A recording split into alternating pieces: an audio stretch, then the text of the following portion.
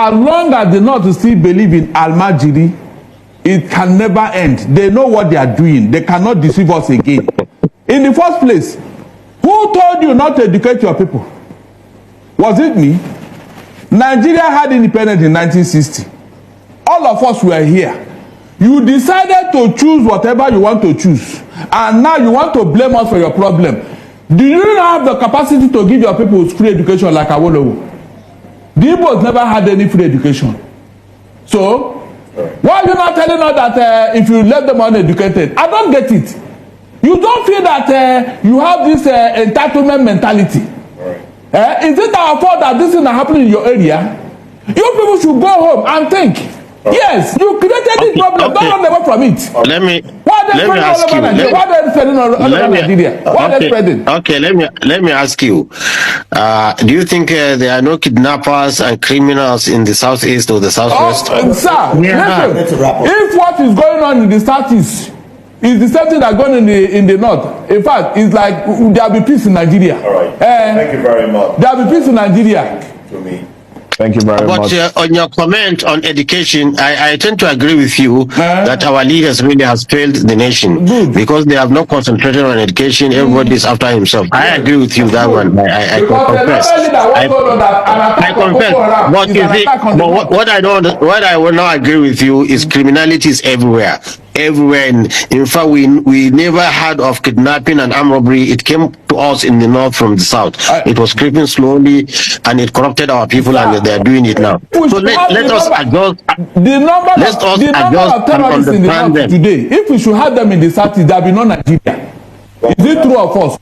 We are trying here. We are trying here. We are but trying. Do you know why? It's because the population of those underprivileged in the north is more. Is in millions. Most of them are not Nigerians. You brought them here. The people that are no, they are not. That narrative. Look, nobody can tell you. Nobody can tell you like me. Because I have had one-on-one chat with them. You know, they are pure Nigerians. I wouldn't rule out elements of non-Nigerians among them, but they are Nigerian heartsmen.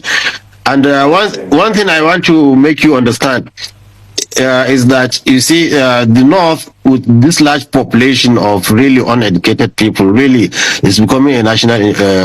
Governor Soludo of Anambra State, when he was the central bank governor, he came to Arewa House in Kaduna, and he said the poverty in the north, he fears that is going to constitute a security threat for the whole nation. He said this many years before even this started. So you see, we have to improve the economic situation and education and everything. Then this is the way to go about it. But if you see you want to do it violently, you want somebody to come and massacre people, that will not work. That will not work. Trump is an extremist, just like this extremist you are fighting. In fact, they could even be behind them just because they want our resources. In fact, so many experts, intelligence said the West is behind Al-Qaeda, the West is behind ISIS, the West is behind all this, so that, you know, they give you a problem and suggest a solution. Then they are building the biggest consulate in Nigeria. Why? In Lagos. Because they want to come and establish the authority and power here. So you people should not allow them to use the name of Christianity. There are no any Christians. This man groping women and doing all those kind of things. This is convicted felony. You are thinking is coming to protect. Christianity is a reverend religion. In Islam, let me tell you, read the Quran. The Quran is there. وَجَعَلْنَا فِي قُلُوبِ الَّذِينَ اتَّبَعُوهُ رَحْمَةً وَرَحْمَةً. Allah has told us in the Quran, the followers of Jesus, Allah has put compassion and mercy in their hearts. They are very loving people. This is Christianity, not this kind of nonsense cowboy accusing people, threatening all the world and one thing is an antichrist, you know, because in the name of Christ, and he's saying he's a peaceful man and he's a warmonger, you know, trying to cause problem all over. So I want Nigerian Christians to know they have no better friends than these Muslims we are neighbors with. You know, we can live together in peace. The language of Trump is very contemptible and disrespecting the integrity and sovereignty of Nigeria. He called us. He called us.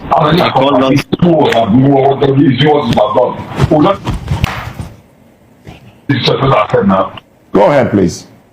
Okay, he called us a disgraced country. He also threatened Nigeria with a military action. Now, but the reason for the military action is because Nigerians, Christians, are being killed in their numbers. I don't know if you're familiar with the data between 20... So it means he's only concerned with the Christian lives. Are you not concerned? Are you not concerned about the lives of Nigerians being killed? He's only concerned with the Christian lives, and he's not concerned with the Muslim lives. No, but Muslims are losing every day. But to these terrorists. If we x-ray the statement from President Trump, he didn't say he's going to come and kill Muslims. He said he will come and he would wipe out the Islamic jihadists. No, you see, let's be pragmatic. Let's be pragmatic in what we do. He is specifically showing that he's a vanguard of Christianity and Christians here. That will automatically turn the Muslims against him, even though he's fighting the terrorists. And one thing also, the terrorists, because they have been attacking Muslims more. Now, if by any chance he kill anyone terrorist in the name of protecting Christians, they immediately turn their guns directly on the Christians. Government not being too active jihad, and that jihad is targeted on the southern part of the country. You can see the argument up and down that the north, the Nigeria is going to be divided between the south and the north. Or even though those kind of statement is already fomenting certain policies, in United States of America currently now, where there is plan, to put Nigeria aside into southern Nigeria and of course northern Nigeria. The southern Nigeria has been promoted to that extent, possibly might be named, Biafra at the end of the day. But the fact still remains, how will the southwest people, look at it from that direction when trouble is coming in, like what we see happen in Sudan. Anybody that is claiming there's no genocide in Nigeria is not saying the fact. You can see that kind of decisive decision taken by the United States of America. I will celebrate, Randy Moore, and we celebrate, Ted Cruz. We celebrate these people because they come out with something that the Nigerian government never see it, coming anyway. Bola Ahmed Tinubu never see this actually coming. But here today, we are talking about something we have been hammering on for years now. The possibility of, creating a nation in Nigeria, where certain people will feel very safe is the most important thing to be done.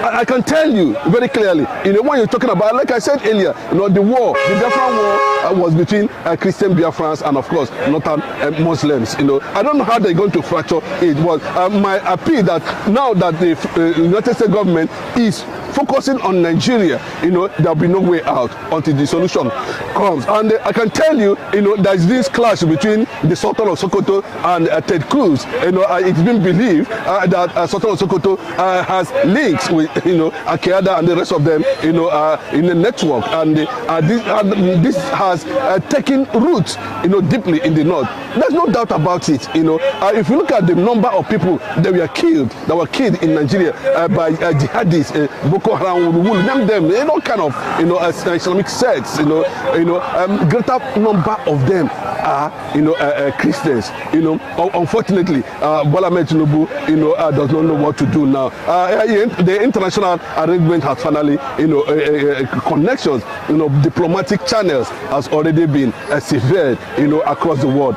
Bola Ahmed Tinubu, Nigeria is on his own now because all the American allies, are going to queue to the Nigerian, American decision, to tag Nigeria a country of concern. And what does it mean when United States of America tag Nigeria a country of concern?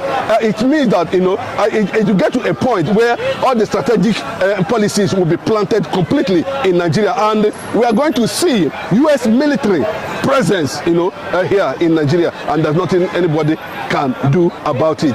Yes, I listened to Ali Ndume. I listened to some analysts talking about it. I listened to one Adamutu from the north. I listened to other people making statements about what are they going to do now that it has become a global thing. And Nigeria actually has a very bad record when it comes to human rights. And if you look at the kind of word Donald Trump used against Nigeria, the most disgraceful nation on earth. That was the called Nigeria, the most disgraceful nation on earth, most disgraceful nation on earth. What does that tell you? It talks about leadership and the consequences of re-electing. Bola Ahmed Tinubu 2027 is going to be a Herculean task. It's not going to be possible. And this actually might trigger the government of the United States, looking the other way into the Nnamdi Kanu ordeal completely, and the advancement of his, continued negotiation for his release. If you are Bola Ahmed Tinubu, to be honest with you, Nigeria is really in a tight corner. There may not be election in 2027 the way it is going, because once there is a military, U.S. military presence in Nigeria, then we're talking about, it can lead to disintegration, where Biafra as a nation might likely emerge to protect, the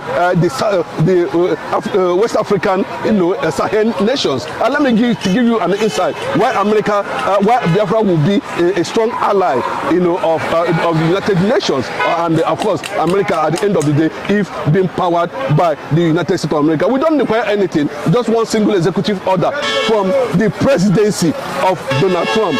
All is settled, and that is it. There will be jubilation. And remember too, how are they going to structure it? Because the most prominent nation now, the newest nation that are gaining momentum in terms of agitation for sovereignty is Biafra, and it has gotten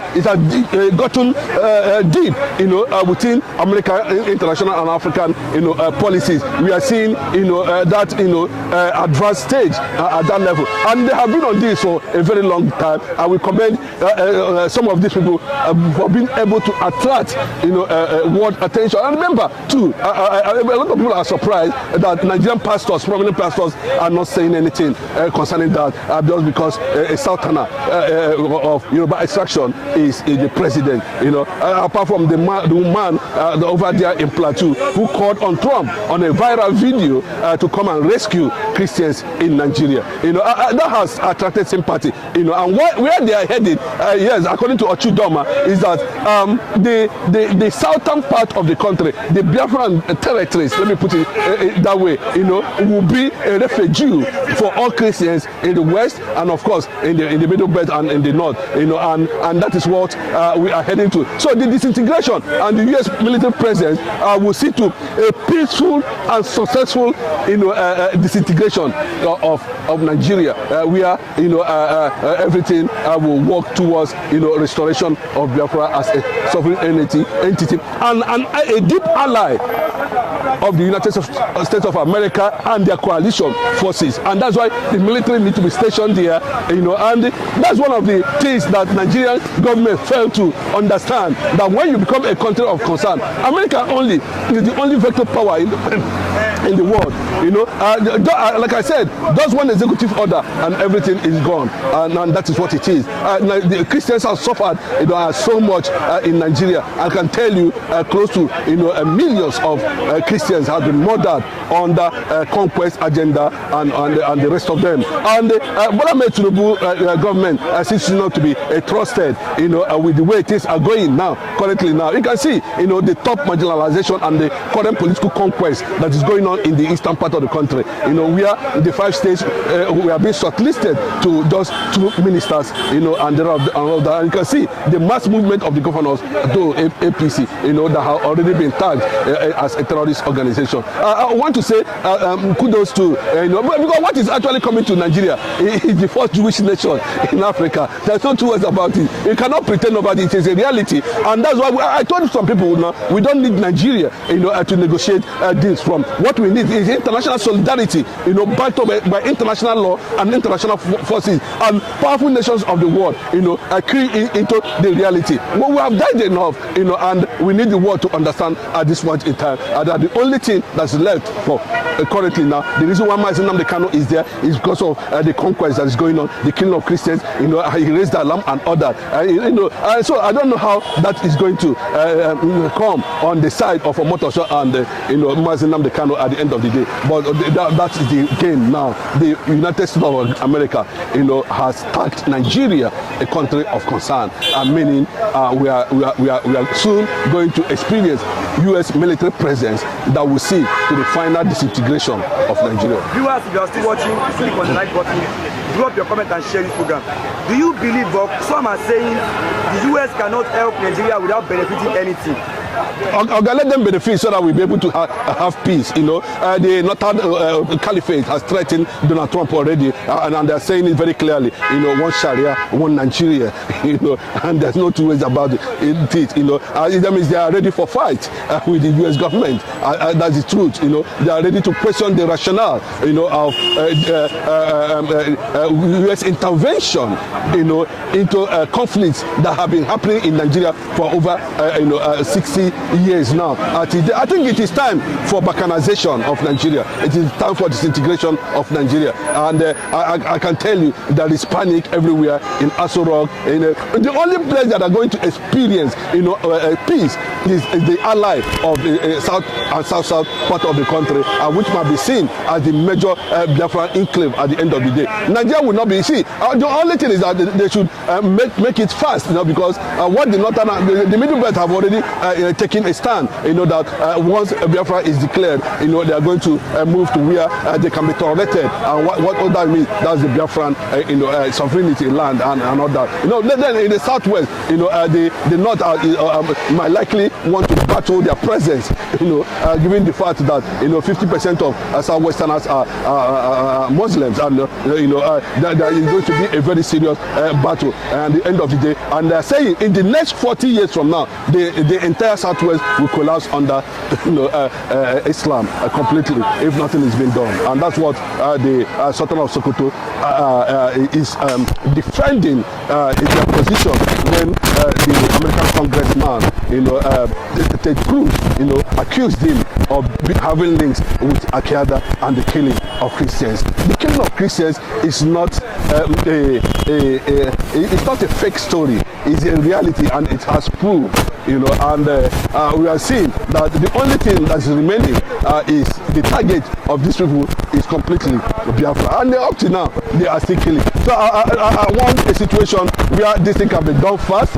If Nigeria refuses to take action, the only action the government need to do now, is to restructure Nigeria, return Nigeria to regionalism, and allow regional government to take effect with immediately. Return Nigeria to Aburi. Yes, there's no two ways about it. This is how many years now? I can see the level of marginalization of the Igbo people. We are in this present government, we don't have ministers. And you can see the level of oppression, and still these people are coming out to celebrate. And that's a sign of when you are not giving political presence and the national presence within the space of things, you are gradually collapsing into uncertainty of conquest, and that's the message. Thank you. Viewers, if you're still online, make sure you subscribe to their channel too. Click on the like button and also drop a comment and share to others. God bless you and have a nice day.